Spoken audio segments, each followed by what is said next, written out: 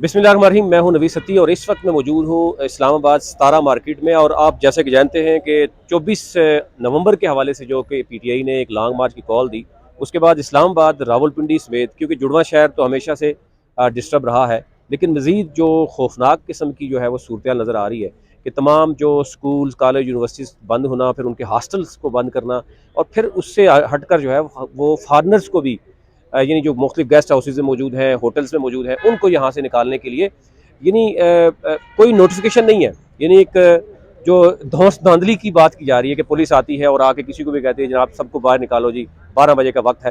तो यहाँ पर भी सूरत हाल यहाँ रही। मैं देखूँ कि बहुत से लोग भी यहाँ पे मौजूद भी हैं और मेरे साथ सरदार साहब मौजूद हैं, क्योंकि जो जितने भी गेस्ट हाउसेज हैं, होटल्स हैं, ये लोग क्योंकि इस मामले को देख रहे हैं।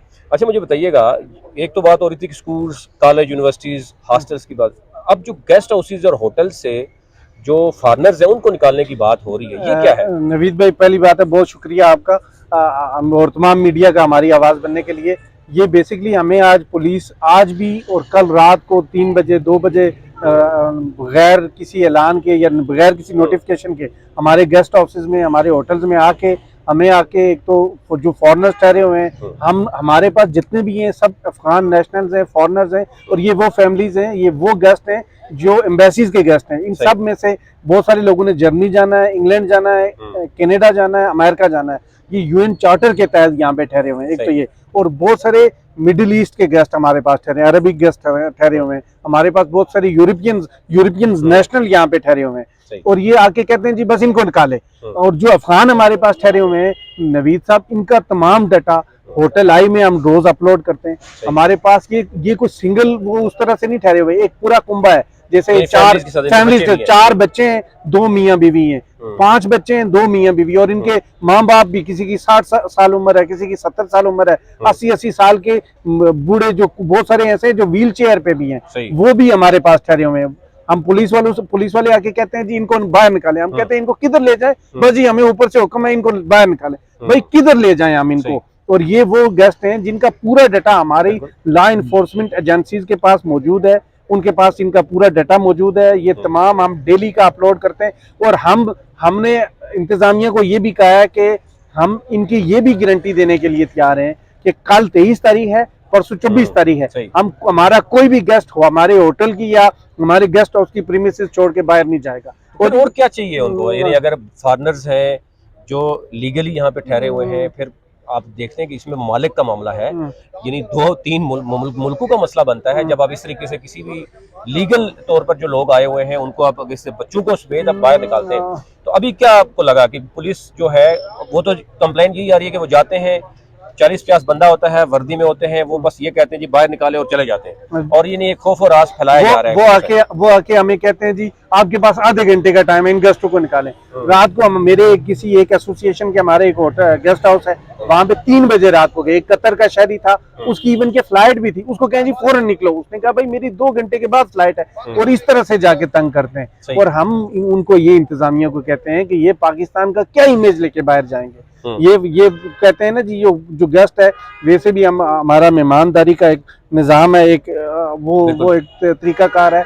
हम उनसे कहते हैं कि हम आपसे हर तरह का तावन करने के लिए तैयार हैं, आप ये मेहरबानी करें। लेकिन आप ये चीज़ एक अच्छी हुई है अभी जो देखा जा रहा है कि जब आप लोग इकट्ठे हुए, उसके बाद न्यूज़ चली हैं और अब कहा जा रहा है कि शायद जो फॉरनर्स का मामला है उसको देखा जा रहा है, लेकिन बाकी जो स्टूडेंट्स के मामले पे अभी भी शायद उसी तरीके से। लेकिन देखें जी, जो हमारे पास पाकिस्तानी भी ठहरे हैं वो भी प्रॉपर फैमिलीज, कंपनीज के गेस्ट हैं। कोई किसी बैंक का गेस्ट है, कोई किसी इंश्योरेंस कंपनी का गेस्ट है। अभी चूंकि मोटरवेज बंद है, कोई कराची का गेस्ट ठहरा हुआ है, एयरपोर्ट्स बंद है, वो किधर जाएं? हम वो कहते हैं जी इनको भी निकाल दें। अगर जो लोकल भी ठहरा हुआ है उसकी प्रॉपर डॉक्यूमेंटेशन है। हम ये भी गारंटी देने के लिए तैयार हैं कि आज के बाद हमने अपने ग्रुपों में मैसेज कर दिया, अपने होटल हमारी तमाम एसोसिएशन को बता दिया है कि कोई अभी के बाद कोई हम नहीं ठहराएंगे, लेकिन कोई सुनने को ही नहीं तैयार।